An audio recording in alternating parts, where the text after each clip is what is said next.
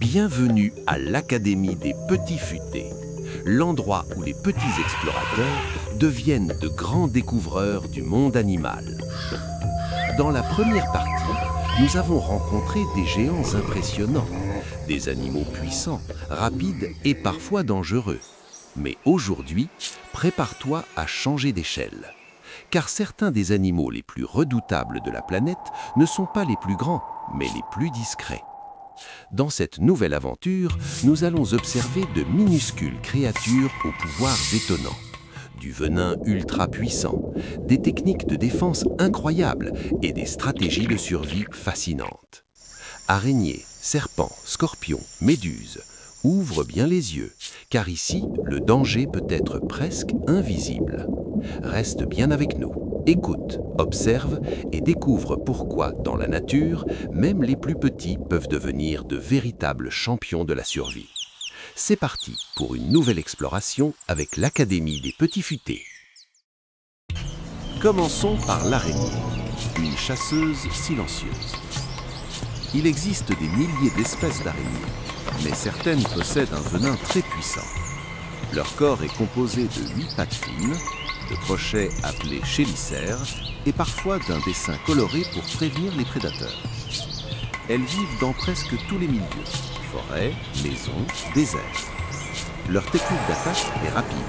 Une morsure injecte du venin pour immobiliser leur proie.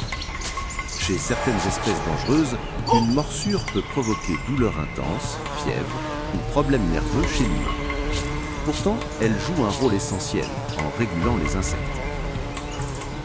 Passons maintenant au serpent, le maître de la précision. Les serpents venimeux se reconnaissent souvent à leurs crochets mobiles et à leur capacité à frapper en une fraction de seconde. Certains mesurent quelques dizaines de centimètres, d'autres dépassent les 2 mètres. On les trouve dans les jungles, les déserts, les prairies et même près de l'eau. Leur venin peut être neurotoxique en attaquant le système nerveux ou hémotoxique en agissant sur le sang. Une morsure peut entraîner gonflement, paralysie ou difficultés respiratoires. Les serpents attaquent rarement sans raison. Ils se défendent surtout lorsqu'ils se sentent menacés. Découvrons ensuite la pieuvre à anneaux bleus, petite mais ultra venimeuse. Cachée dans les eaux peu profondes d'Australie et du Pacifique, la pieuvre à anneaux bleus ne mesure qu'environ 10 à 20 cm, presque la taille d'une petite main. Son corps jaune-brun peut soudain s'illuminer de cercles bleus électriques, un signal d'avertissement. Elle vit dans les rochers, les coquillages et les fonds sablonneux. Son venin contient une toxine extrêmement puissante, capable de bloquer les muscles et la respiration en quelques minutes.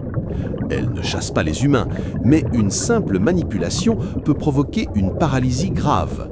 Dans la nature, elle utilise ce venin pour immobiliser de petits crabes et poissons. Voyons maintenant le scorpion, le guerrier du désert.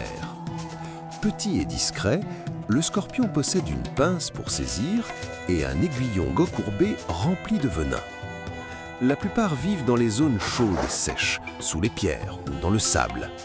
Certaines espèces ont un venin très puissant, capable d'affecter le cœur et le système nerveux, surtout chez les enfants. Leur attaque est rapide, ils relèvent la queue et piquent en une fraction de seconde.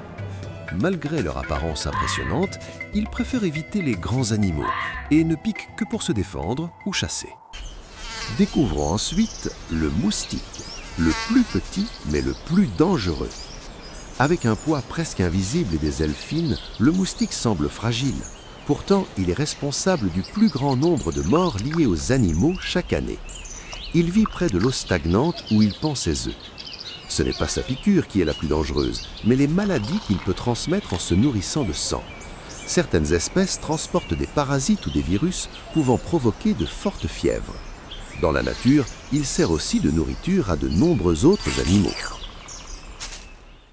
Passons maintenant à la méduse en boîte, l'ombre transparente. Presque invisible dans l'eau, la méduse en boîte possède un corps en forme de cube et de longs tentacules couverts de cellules venimeuses. Elle nage dans les eaux tropicales chaudes.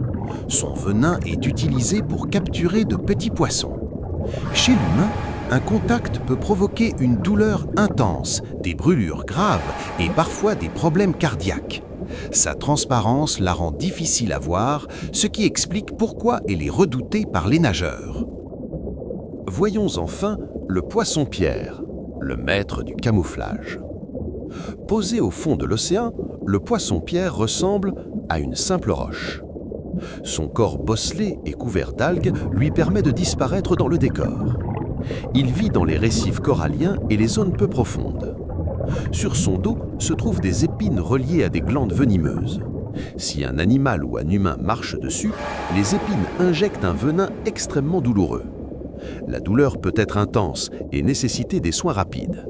Il n'attaque pas, il se protège en restant immobile. Dans la nature, la taille ne fait pas la puissance. Ces petites créatures utilisent le venin, la discrétion ou la ruse pour survivre. Elles ne sont pas méchantes, elles défendent simplement leur place dans le grand équilibre du monde vivant. Merci d'avoir suivi cette deuxième aventure sur l'Académie des Petits Futés. Aujourd'hui, nous avons découvert que les plus petits animaux peuvent cacher des pouvoirs impressionnants. Venin, camouflage, précision, la nature est pleine de surprises fascinantes. Souviens-toi, dangereux ne veut pas dire méchant. Chaque animal joue un rôle important pour maintenir l'équilibre de notre planète. Si cette exploration t'a plu, n'oublie pas de t'abonner, de liker la vidéo et de rejoindre notre grande communauté de petits et grands explorateurs.